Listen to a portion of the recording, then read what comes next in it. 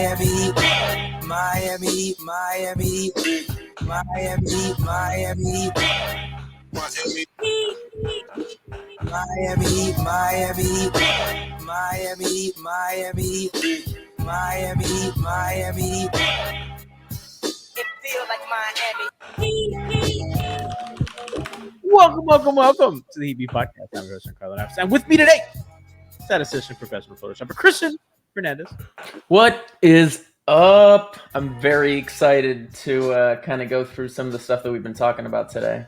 So our first pod of 2022, we welcome, and we had a hangover time yesterday. First Oh, hangover yeah. time of the year. Happy New Year, everybody. MHB, Happy New Year to everybody. Listen, we're ready for Heat basketball. It's back. Maybe, last night was, we talked about it yesterday. Good job, good effort. Hopefully, the good news, Christian, is the Heat are not too concerned about Jimmy's ankle, according to 5 Reasons Sports, our friends over there. So, Ethan and Leif and Adam do a great job. And, that's a great sign that they're not concerned because, originally Eric Reed scared everyone by saying that it was a knee, and it didn't look like a knee at first. But if Eric said it, Christian, I believe him. I mean, the first time that I saw the video, I was a little bit concerned it could have been a knee because, even though, after I watched it a few times, I could tell it was really his foot. But the way his foot turned, it caused his whole leg to kind of jerk. And so I was initially worried about the knee, but it's good to see that it's just the foot and that it's not the Achilles. So to properly quote 5 Reasons, the Miami Heat are not concerned that it's more than an ankle injury for Jimmy Butler. Multiple sources told 5 Reasons Sports. Severity to be determined, but not believed to be the Achilles. I saw a lot of doctors on Twitter are like, this is not what an Achilles injury looks like. So, Heat Burner in chat says Jimmy will miss 3 weeks minimum. I mean, probably. I mean, Christian, we remember the Dion Waiters 6 to 8 weeks ankle injury. I mean, these things can be really bad. So, No, and also we just can't take anything that the Heat says with a grain of salt. They straight up cannot be trusted when it comes to properly describing the long-term status of injured players, because how many times do they do this where it's they kind of put out in the media, make it seem like it's not a big deal, and then they just keep sitting out. What's wrong with Crab in chat says I was worried that it was terminal. I'm sorry, he cracks me up too much, man. The Markieff thing too, man. What the fuck's Markieff has been out for how long? It's been over a quarter of the season. We had 20 something games already with Markieff. Some of that gets concerning. You know what I mean? So, which again, and especially now with how long he's been out. Just imagine if those roles were reversed and Jokic has been out for a month and a half now. We know how that would look. We know. I mean, we don't have to relitigate that because but we know. The injury report yesterday, Christian, Bam Adebayo, Victor Oladipo, KZ Okpala, Marcus Garrett, Duncan Robinson, Gabe Vincent, Max Strus, Udonis Haslem, Markieff Morris, Dwayne Dedmon, Jimmy Butler also left the game with an ankle injury. That left a lot of Caleb Martin, who's on a 2-way deal, a lot of Kyle Guy, a lot of, you know what I mean? A lot of Yurtseven, which we are going to talk a lot about today. Mm-hmm. Somebody chat says Markieff injured. I thought he was suspended for violently hip checking Jokic in the elbow. Yeah, this is actually a secret suspension by the league. This is like the Michael Jordan suspension for gambling. It's just like that. So a lot of 2-way and G League guys on the floor, Christian, and the fact that they were able to compete with the Warriors is truly a testament to how good Kyle Lowry is and how good of a coach Erik Spoelstra is. So we don't have to talk more about that. We did a hangover time, so check out the post game from last night. But Chris and I want to talk about some statistical trends going on with the Heat this season. We have a big enough sample with this team to kind of to know some things. So, Chris, let's start with Yurt because we talked a little bit about him. We're going to get into some of the stars later. Yurt, as Alpha said, is clearly the 3rd best center on the team. He is, I think it's kind of clear in Erik Spoelstra's system. If you have a big that can fill the lanes, you're going to get lobs and buckets. He is one of the worst finishers in the league, which is pretty incredible considering how fucking big he is. He is shooting 59% at the rim, which is in the 41st percentile. That is horrible. He's getting nothing but rim runs, lobs, and putbacks. That's a little concerning to me. Yeah, no, I mean, those are definitely all things to be I guess concerned about, but it's like it's hard to yes, obviously he's got a lot of areas. I mean, he still looks a little bit lost defensively at times, which makes the fact that the Heat have a 104 defensive rating in his minutes even more surprising. I mean, he's a big dude. He's got really great length, and that's a very simple thing to use if you know how to use it properly. And he has been, he's been, a huge on the boards, especially with the loss of Dedmon, who has been a huge impact, especially on the offensive glass. He's really picked up the slack, but obviously he does have a long way to go. But it's really a great sign to see that he's contributing to winning basketball very early on in a spot where the Heat are basically desperate and need him to just pick up the slack for a combination of injured and, sick players. As a roll man this season, he is 0.90 points per possession. That is a 17th percentile. That's really bad. It is. I mean, they're not running set plays with him. They're not using him in the pick and roll that much from what I can see, at least not to the point where they're actually getting field goal attempts off of it. But in the other areas and just, being around the glass and being a big, I'm actually going to look up his rim protection numbers. I don't think they've been anything out of this world, but like I said, he knows how to use his body and his length to at least cause issues around the basket. Chris, I have an incredible stat. Let's go. Omer Yurtseven is second on the team in roll man possessions. I mean, I think that probably speaks more to how little the Heat are going to the roll man and leaning on, kicking it out and looking for open spot ups, I would imagine. Know what else is crazy? Yurtseven has played 29 games. Mechanic has played 33. And Bam has played 18. Damn, this season has been a freaking eternity already. Bro. That is crazy. It feels like that's true, though. It feels like forever ago that Bam played. Markieff has played 10 games. Yurtseven has played 11 more games than Bam. Fez Butter and Chets this season sucks. It's crazy. And kind of while we're on the topic of their pick and roll numbers, they've done a lot more of it this season. I think since the injuries, they've really upped the dribble handoff possessions, which is why I was talking to Krishna, who's been on the show, and he runs B-Ball Index, which you should check out because their stuff is fantastic. And we were kind of talking about, he was like, man, the Heat still do a ton of handoffs, huh? And I'm like, well, those numbers are kind of fucked up because when everybody went down, Spo went back to the bag. They were kind of getting more into the pick and roll stuff with Lowry and Bam and all those and Dedmon and all that stuff. And then everybody started to get hurt and they didn't have anybody who could dribble anymore. So they went back to their bag.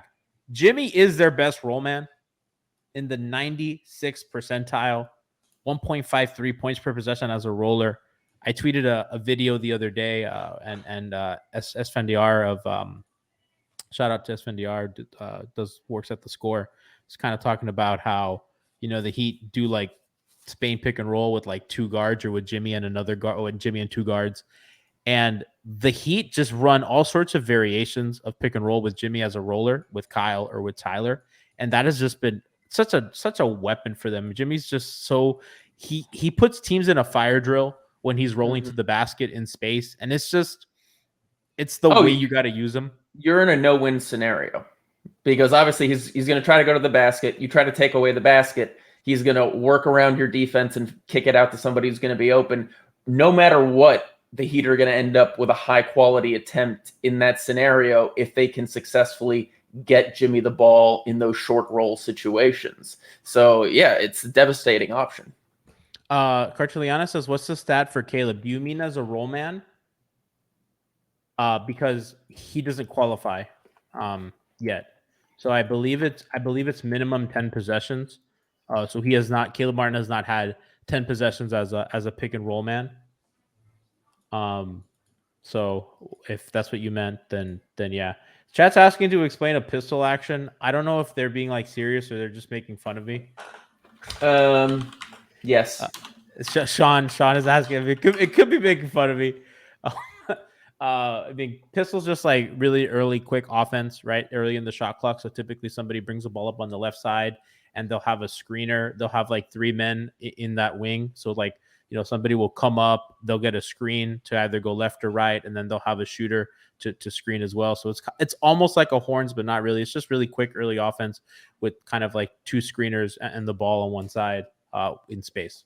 If that helps, if you guys want more questions. But back to Yurtseven, he's given them great minutes, Chris. They don't have another big on the team, which, I mean, they have Chris Silva, who's been, I think it's fair to say, an unmitigated disaster. I mean, yeah. They're minus 18 net rating in the 37 minutes that he's played. They give up 130, almost 131 points per 100 possessions. That is absolutely wild.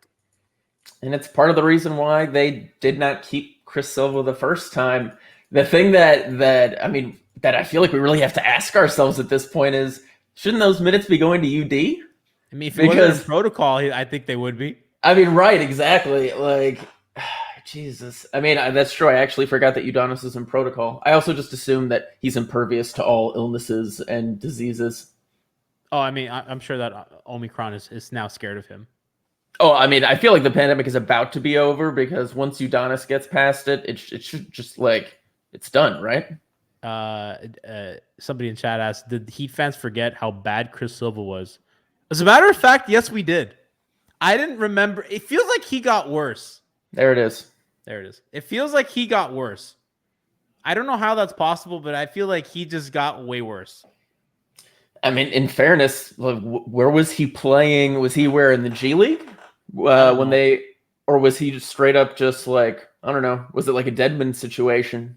Because it takes a little bit to get back into game, shape and awareness. And it was already, not too hot when he was there for a full season. So, Christian, I asked you earlier in the day, I go, who are the best on-off guys for the Heat this season? You gave me a list of 4 names. I also love that you did not understand what I wrote for the first person. Is that a thing that Heat Twitter knows? Let's ask chat. I think it's a general Twitter thing. Okay. Well, what are the 4 names? Ask it. Do you guys say the list with the name? So first name is leader in net rating, mind you, in 24 minutes, is Sauce Castillo, which was pretty surprising to me. Okay, who's second? Second is UD, baby. The Heat are plus 12.9 net this season in the 52 minutes that he's played, an 89.8 defensive rating. The culture god. All right, number 3, Markieff. In his 187 minutes before he got truck sticked in the back by the fucking, I guess current MVP. Heater plus 9.5 net in his 187 minutes. And then, of course, 4th, because the god, Dwayne Dedman, the mechanic. Fan of the show. Award winner of the show. So three centers. So 3 centers / power forwards. By the way, I put a poll on Twitch. We're calling Keefe a center at this point. If center. I mean, I know they sometimes use him as a center.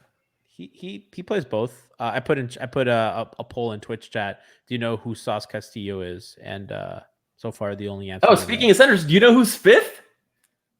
Yurtseven, baby. Really? Yurtseven is plus 6.7 net. That I think has to do with this really soft part of the schedule that he's gotten to play.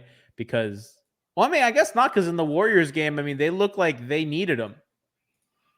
I mean, you know what I mean? Like when he wasn't in the game, I mean, that may have more to do with the fact that the alternative was Chris Silva or PJ at center, which I think kind of going super small against the Warriors didn't look really good. And I think that was something that I thought was a little bit interesting. They went really small against the Warriors. They went PJ at center, and it did not look good. Now, granted, they didn't have all their guys, and I'm sure that looks different when Duncan and Tyler are running around out there with them. But they look better with just a big. Like Yurtseven filling the lane is not good as he was. I mean, they just looked a lot better with him in the game. He had 17 rebounds in 33 minutes.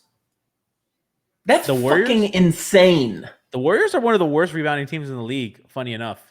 I mean, I believe it. Like, they play a very small lineup, a very defensive-minded lineup, but, like, you're still going to get beat up on the boards if you got somebody like Yurtseven out there just hanging around the rim. Like... So, you know, obviously when they get Mechanic and Bam back, it's going to be and Keep, it's going to be tough. That I don't think Yurt's going to get a lot of playing time. Alf makes a point. You just need him to be ready for next year when Dedmon gets paid and eventually leaves, which is fair. You know, Dedmon's been an incredibly productive center. Or they could go back to playing Bam at the 4. Then you'd need to find someone to shoot and play 5. Which, I mean, Christian, are you with that? Because like just let Yurt shoot. I just believe that they're better when he plays the 5 and they have a shooting switchy wing at the 4, a la Jay Crowder, a la PJ Tucker. And that's when they've looked their best, right? It's like this season. But you see what the problem, Gianni, is, especially defensively, and we've talked about it a bunch of times because we've seen it rear its head when teams try to exploit it, is that, yeah, Bam loves to go switch out onto ball handlers and make their lives uncomfortable, but then that means that there's nobody around the rim to clean up.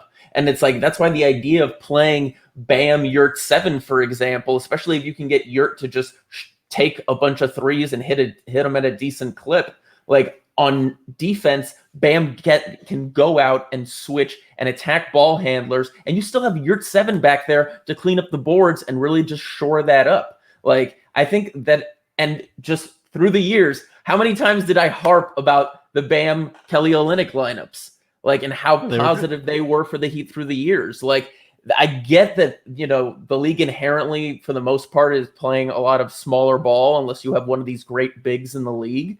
But there's plenty of data that suggests that the Heat have been way more successful with Bam at the 4, playing with some kind of stretchy 5. They've not been more successful than when Crowder played the 4 next to Bam at the 5. That was okay, but like that was still very much like lightning in a bottle. And then now we have it again with PJ. They've looked their best when PJ is next to Bam. They were killing every good team that they played, and before everybody got hurt, you know, they were, you know, leading the league in net rating. They were I know, and I'm not saying that that's been bad or that like that, you know, they should switch off of that. But I'm saying we haven't even seen the alternative. And I think we've seen it with Kelly and with Myers, and I think it's good. Like, it right, I'm saying this season with Yurt. I just don't. I don't think Yurt's ready. No, just in general. I mean, also because of the way the roster's built, that's not going to happen. You just need a big. I mean, if you're going to do that, you need a big who's good, a good defensive big, and that's not going to get picked on, you know, because I think when you add the second big, you can put that guy in screening, and all of a sudden you take Bam out of more defensive plays. And I don't think Bam's like a rim protector, and I think Siobhan has talked about it a lot, not in terms of that, but he's not like a big center, right? He's not like Embiid or Gobert that he's going to be this elite rim protector. His rotations will be good, but he doesn't have the size. So I think he's best served kind of how they use him on the perimeter. They've made really good defenses out of it. So it's interesting. Shout out to Ryan for the Prime sub. We love and appreciate that. I mean, honestly, I look at the Bucks, man. They're literally the reigning champions. Like, they have Giannis, who goes out and attacks defensively, and then they still have somebody like Brook Lopez back there, although I know he's hurt right now. And he's also like an elite defensive big. Like, you know what I mean? So you're talking about an elite defensive big tandem. So I'm not saying that Yurtseven's going to be an elite defensive big, but I am saying the Heat are only surrendering 104 offensive rating when he's in the game, which is not too fucking shabby. I think that has more to do with the schedule than him. I don't think he's fine, but I'm going to hammer that point all fucking night. Do you think he's looked good? Do you think he's looked good defensively? No, I don't. I literally said before he looks lost half the time, but I'm saying just his size and length and presence can be enough to be beneficial to Miami. That's what I am saying. Something I thought was interesting when they were healthy and whole and playing with PJ at the 4 and Bam at the 5, their rebounding was incredible.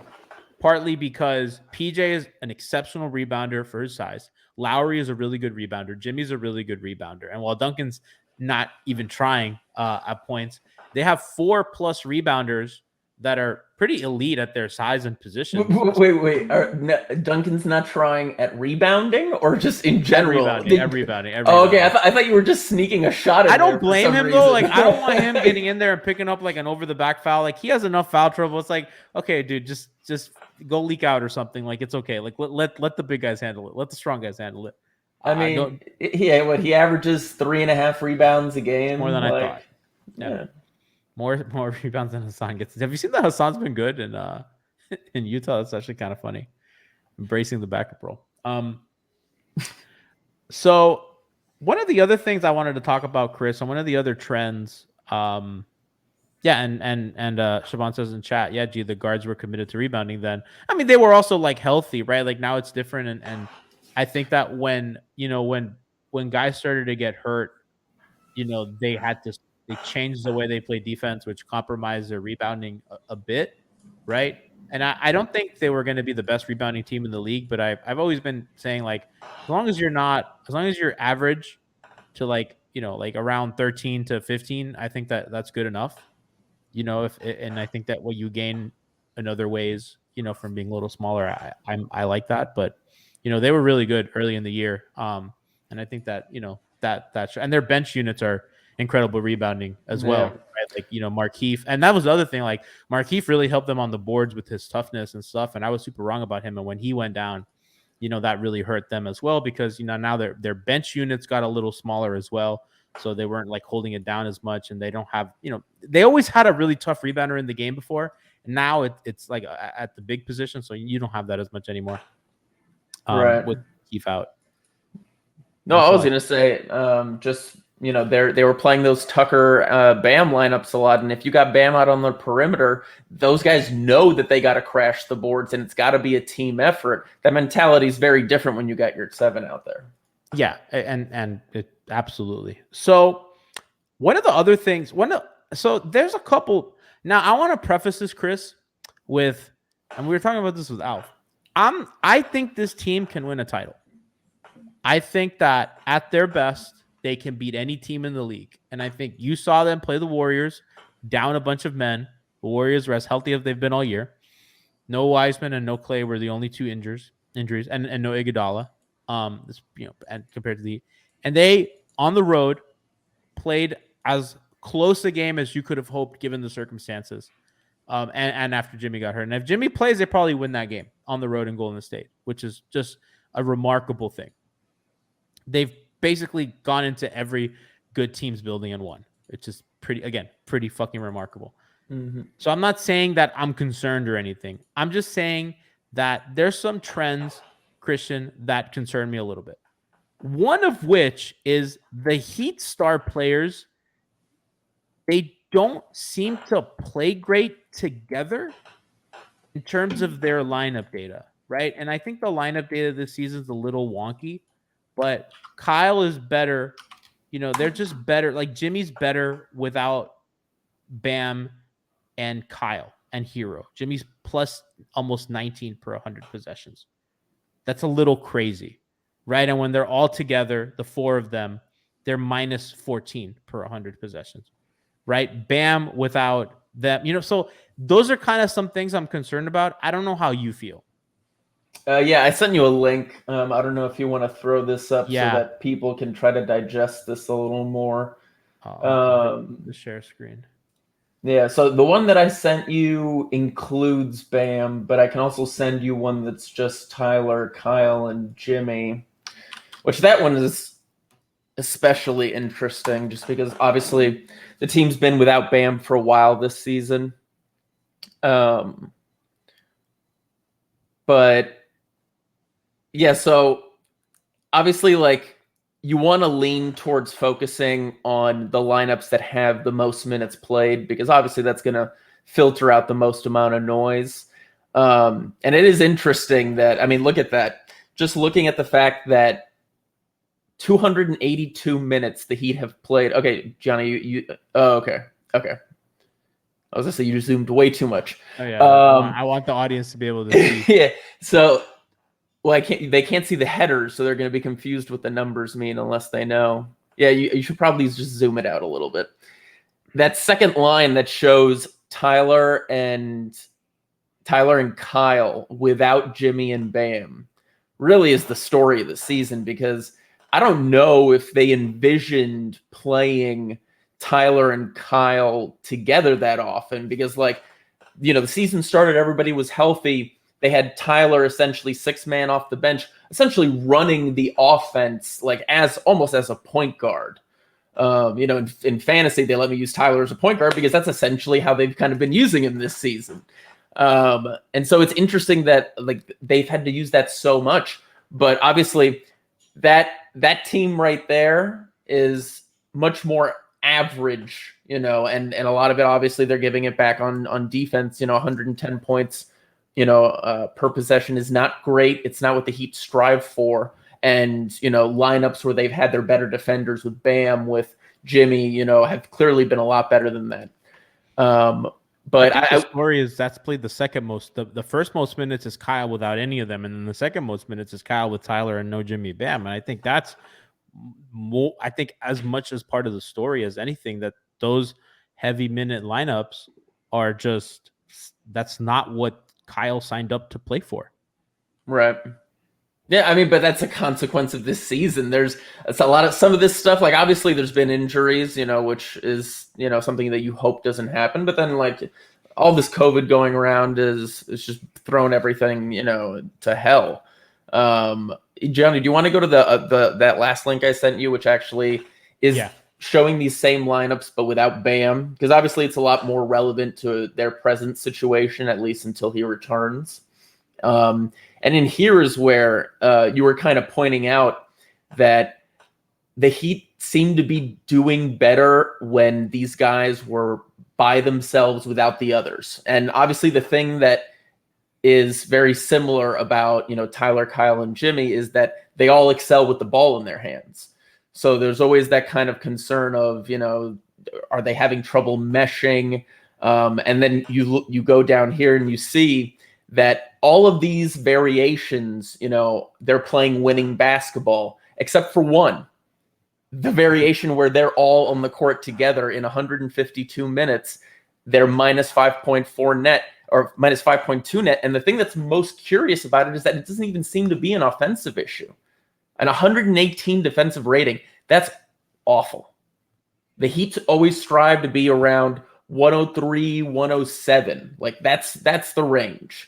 And, they're giving up 10 to 12 more points per 100 possessions in those minutes. That's a big issue. And so you got to wonder, Kyle, not a spring chicken. Tyler continues to be a defensive liability and somebody that teams exploit. And clearly, the Heat have to figure out a way to have those guys on the court and not get burned defensively.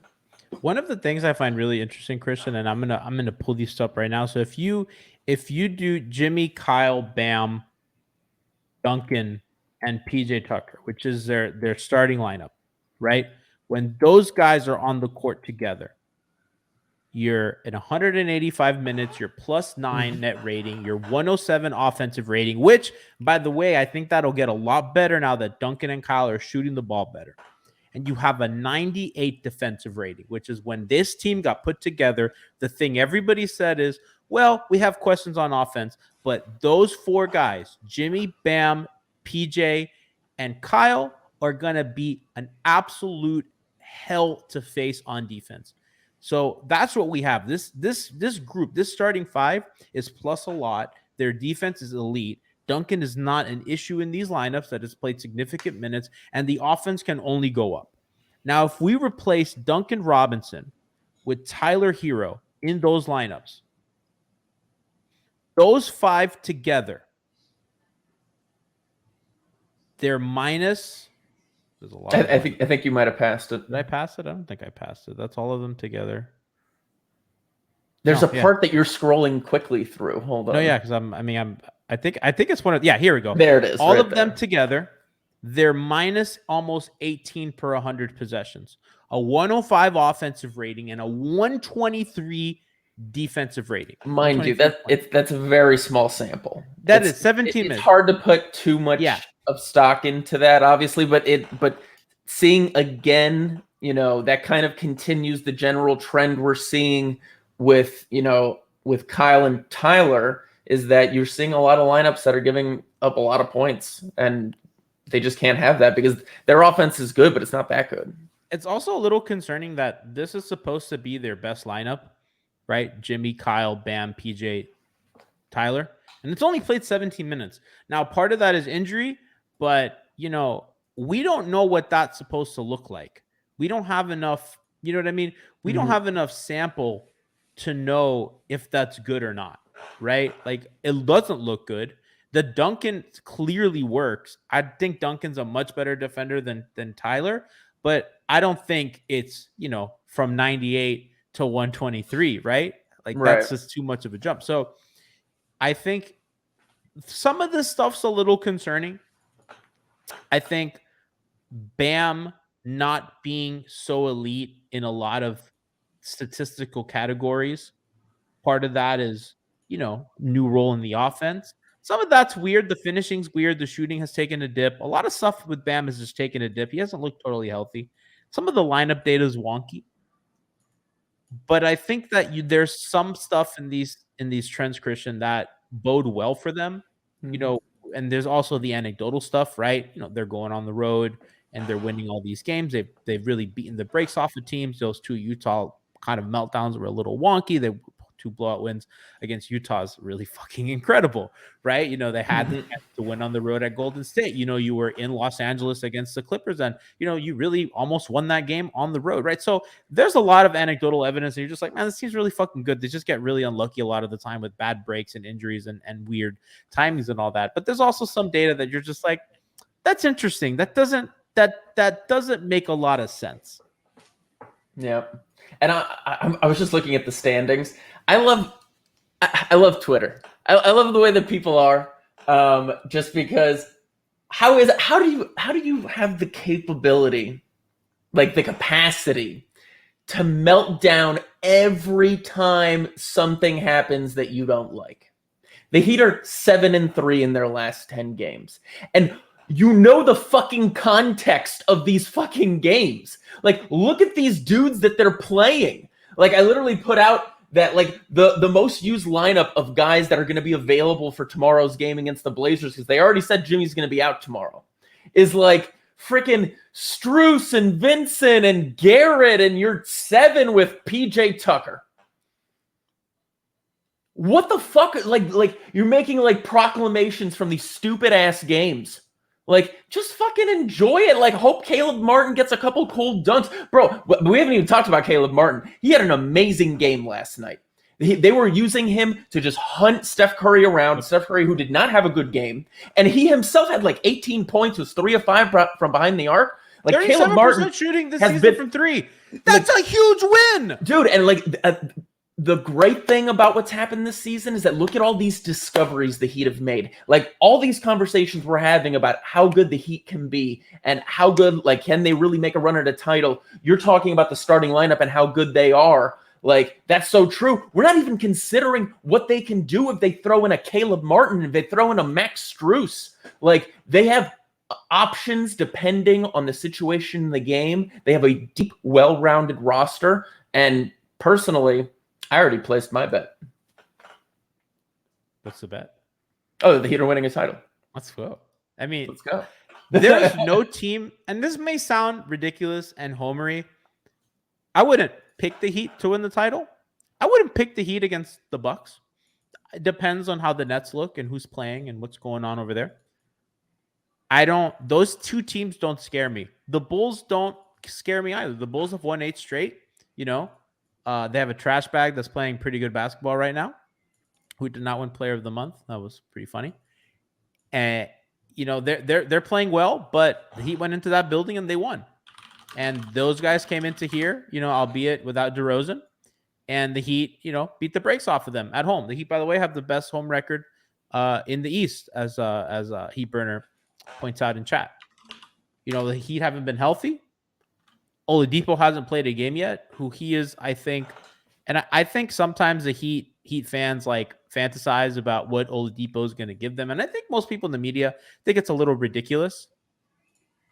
But if that guy, oh yeah, Oladipo, if look at that that guy is like 60 to 70% of who he was, and if he's, I mean, Christian, basically, if he's close to what he was last season on defense,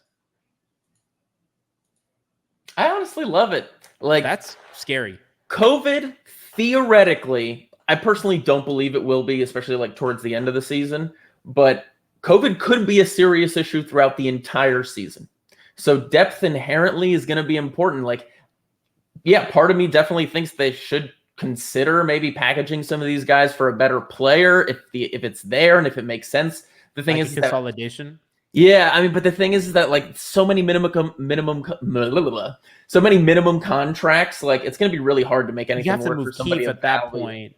And it's like, I mean, they should just leave the team as it is and just see where it goes and hope that they stay healthy. But if they don't, they have the depth to cover for it and still be competitive in the playoffs. Christian, I had Dan Healy from Miami Heat UK. Shout out to them. He was on last week, and we talked about who the fuck's even available, right? Because the teams that are in the play-in hunt are typically not selling, right? They're bad teams that want to make a playoff, right? So they're not selling. You know, you have teams like the Magic, right?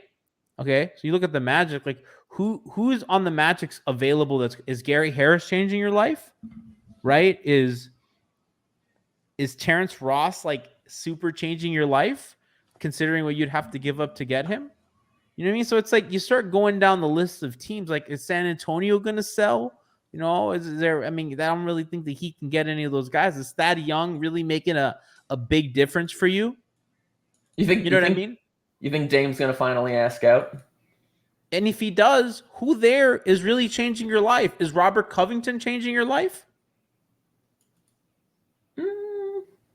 I mean, he might be nice, but like not a shooter, not shooting the ball. Yeah, well, I was 33% from three. Right? You know what I mean? It's not.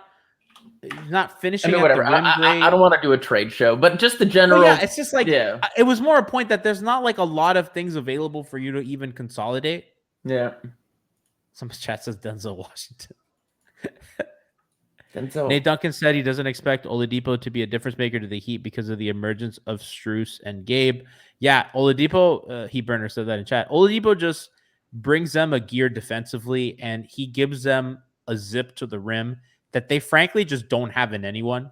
And I'm not saying that he has to look bouncy, but they just literally don't have anyone who's remotely as athletic as he is, other than Caleb. But even then, I can already see everyone getting so pissed. Okay, this scenario is actually great. If Spo determines from practices and from what he sees that Strus and Vincent are better to help the team than Oladipo, and let's say they lose a couple games, what the hell do you think is going to happen, Gianni? We were already doing that with Duncan. Oh, 100%, 100%. No, people were doing it with KZ and Yurtseven. Like, it's nuts. I think people fell in love with a lot of guys during this run, and they should. Gutty wins, like super culture wins, right? It's like this is like the last 2 weeks are like maximum culture. It's Kyle Lowry and a bunch of fucking G Leaguers and undrafted dudes and two-way contracts, right? And they're just culture and Spo doing fucking Spo shit. By the way, shout out to Spo to the month. Culture and Spo doing Spo shit. It was just like fucking. It was he culture's wet dream. So I get you falling in love with these fucking gritty dudes, but when push comes to shove, Oladipo's high end is better than these dudes' high end. You know, in certain situations. And if you're facing the Nets, and he's still the same guy, yeah. I love Max Strus too, man. I come around on the guy. I think at the end of a game, you want Oladipo being able to defend and switch onto Kyrie and Harden and all that stuff. And I don't think you want Strus there if Oladipo can give you something. Yeah, I mean, I don't. People might have forgotten, but like Oladipo at his peak went toe to toe with LeBron and dragged the corpse of the Indiana Pacers to 7 games against the team that eventually went to the finals. Like, Oladipo can have an incredible ceiling if he's truly healthy, and if, he doesn't have to worry about, going for a massive dunk that's an awesome highlight reel and then being gone for the rest of the season because of it. I'm not saying that he has to be any sort of offensive hub, because I think that's just done. I just think that part of Victor Oladipo's over. He's only 29, but like, he's only 29 years old. An incredible like safety valve in the offense. Just somebody that you don't run. Yeah, and it's like if the play doesn't go well, you kick it out to him and he makes something happen. Whether it's getting himself a high percentage jumper, or just trying to take it to the rim. Like, been a pretty good mid range shooter throughout his career. Pretty decent, hovering around 40 to high 40s, right? So, and a guy who's, quick, athletic, and we don't know what he's going to look like after the injury. Siobhan, you disagree with what part of about that? I'd rather have Oladipo if he can give you something on defense than Max against the Nets. It's matchup specific, but I'm sure that, and we've talked a lot about kind of how short their playoff rotation is going to get, and again, that depends on a lot about health, but Spo typically goes 9 deep, right? And we'll see. Sometimes he'll get whacked, but it's going to be tough because a lot of guys deserve minutes. A lot of guys have earned it. A lot of guys have played really well. Yeah. I mean, if there was ever a year that he might go wacky.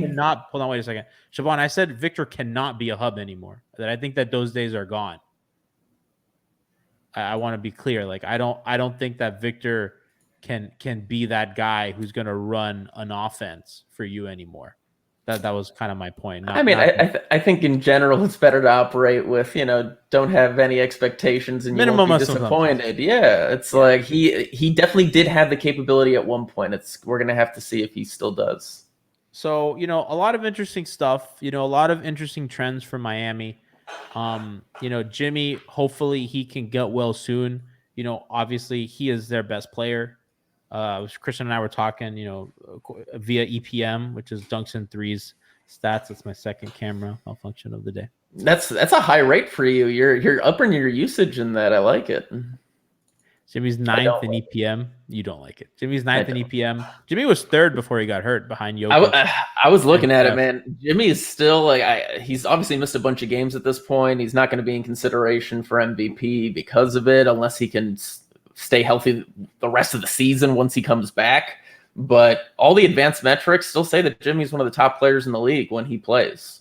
Like, Jimmy has a 60% true shooting percentage, and he's shooting 25% from 3. That is fucking remarkable. That says it all right there. He's almost a 90% free throw shooter this year. 87. I mean, he's always been, but always what, like 80, mid 80s, right? Yeah, always high 80s, 85, 85, 83, 86, 87.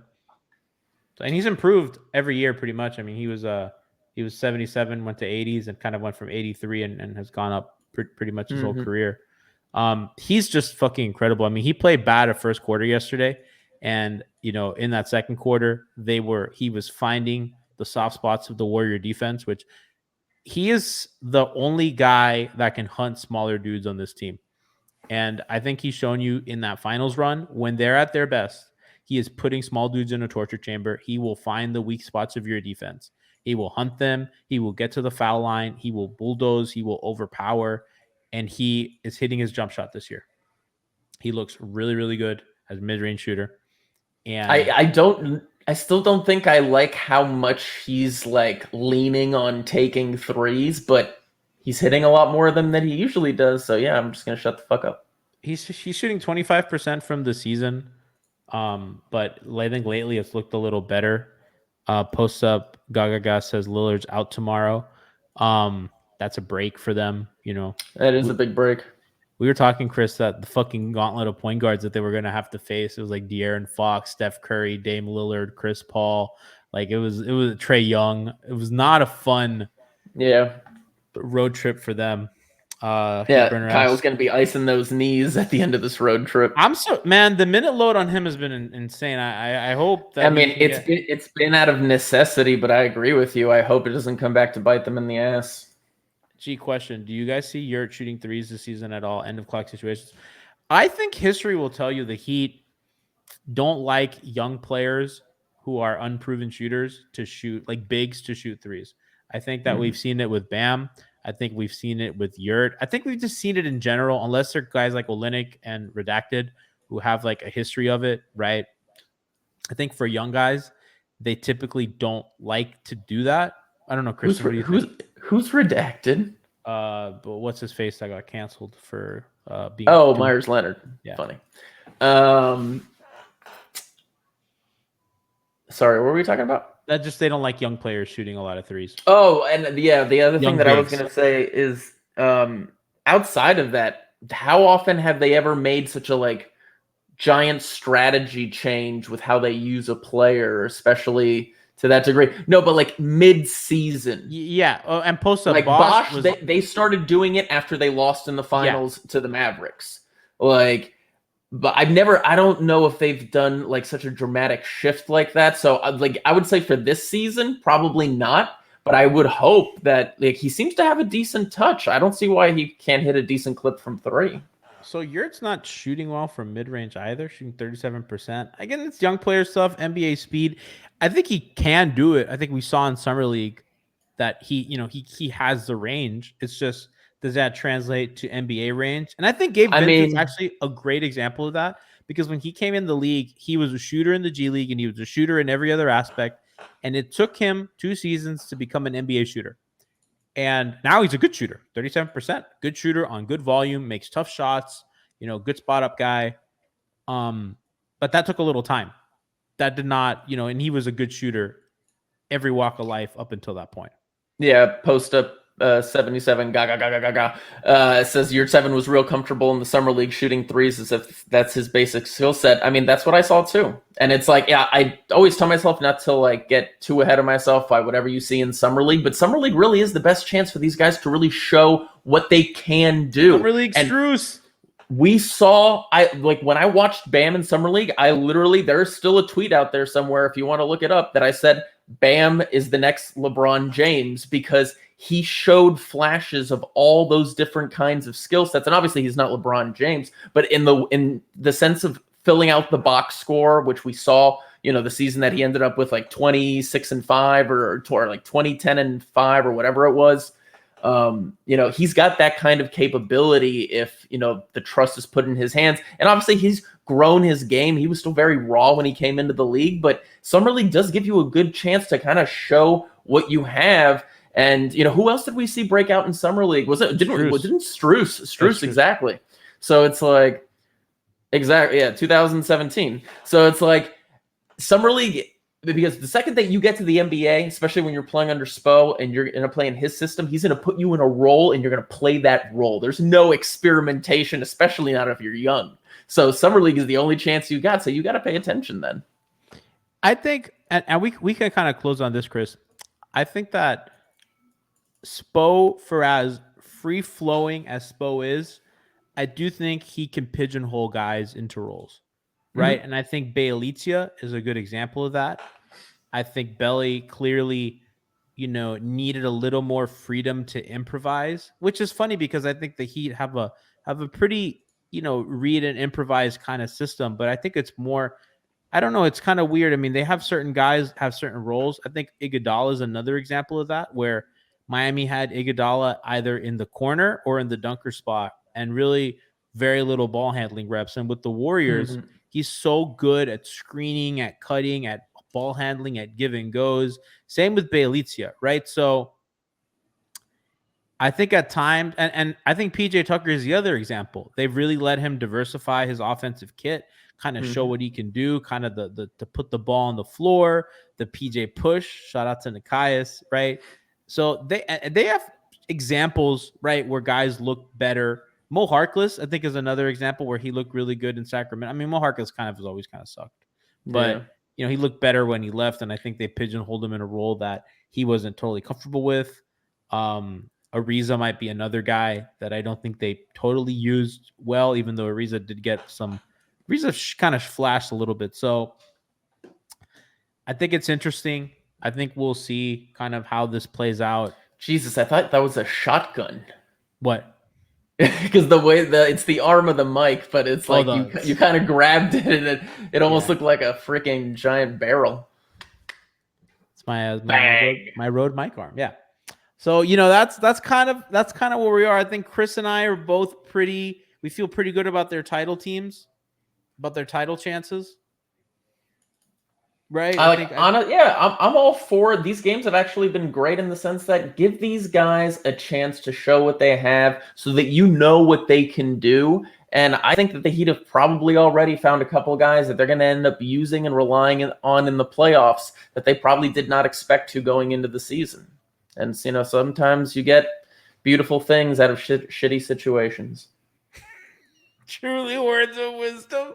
Guys, we're back all week. We had a little vacation over winter break. We broke that vacation for Mario Chalmers news. He has not yet played yet. If he doesn't play, we riot and we go to the FTX Arena. Oh, Fire Spo is back. Oh, yeah, already. Firespo.com. 2 games and he hasn't played. Like talking about a quote in the media about how, if Mario wants to be a coach, I'll help him. Bro, he's a player on your bench. Play him. Why sign him? Why do that to us? Like, don't sign him then. Don't sign him. Don't get us excited for nothing. Why do that? I don't get it. Like, you're just pissing me off. Fuck him. Let's just have some fun. Like, you're the 4 seed still. Like, half the league is broken. Like, nobody's going to be caring about games in March, especially if, you're relatively locked to a playoff spot. And have, 10 teams make the playoffs because this fucking play-in. Damn. I'm with you. Okay, real quick. When do the Heat come home again? So the Heat, the 14th of January. The 14th of January. So it's talking like a true season ticket holder. Yep. That's in 10 days. So if Mario gets another 10-day contract, he'll make it to that Hawks game. That's what I'm looking at. He better play then, and enough to hit a couple threes, maybe a game-winning shot. I'm not asking for a lot. I just want him to fucking play at home for the ovation. I don't care. I don't care if it's the biggest super spreader on earth. We got to get him in a home. They're all super spreaders, I guess. Oh yeah, it's all bad. I mean, post-holiday, he still can't get a fucking test. I looked at. I drove by Tropical Park, Christian, the other day. I dropped my friend off at the airport at 3:30 in the morning. I was driving back on the Palmetto. That fucking line at 3:30 a.m. extended from Tropical Park all the way to the 836.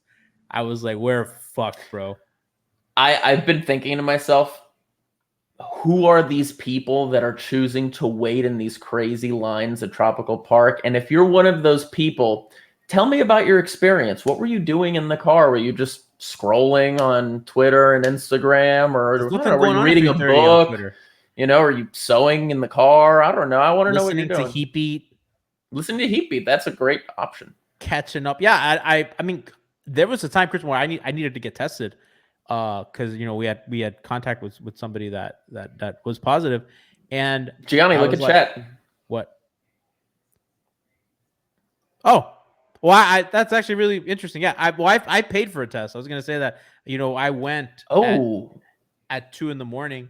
to Tropical Park, and I saw the line, and I said, never mind, I'm just gonna go pay for a test, and I did. I paid $90 for a test, same day. And then I paid.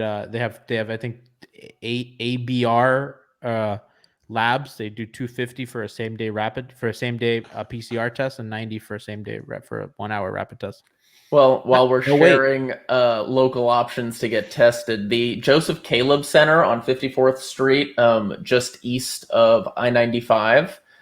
Is actually a great option. It's free. They offer you both the rapid and the PCR. I think they might be phasing out the PCR, but they offer both. Tests come back pretty quickly. It's an open air parking lot, so it feels relatively safe. It's been a pretty great option. Drive in or walk up? So it's you drive into the parking garage and you park in the second floor of the parking garage, and you just walk down to the first floor where they're actually doing the examinations. Oh, that's good looking out. Yeah, I mean, behind the Heat at the FTX Arena, before Omicron's ravaging of our city, the Cron, that was my favorite testing site. I would be in and out. I didn't even need an appointment sometimes. You just fucking stroll up. There's nobody there. I got my results in 15 minutes sometimes. It was great. I cannot believe that we just spent the last 3 minutes talking about how dystopian the last 2 years have been.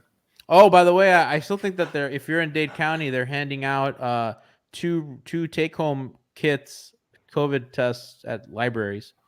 I got mine at the local Kendall library. Shout out to Kendall, baby. I like our mayor. She's good. She's doing good shit. So yeah, okay. So that's our COVID section. Kristen, but, you know, we are totally in dystopia, and I've said this on Hangover Time. I liked it better when people were collecting Beanie Babies, not fucking PC at home tests. God fucking damn.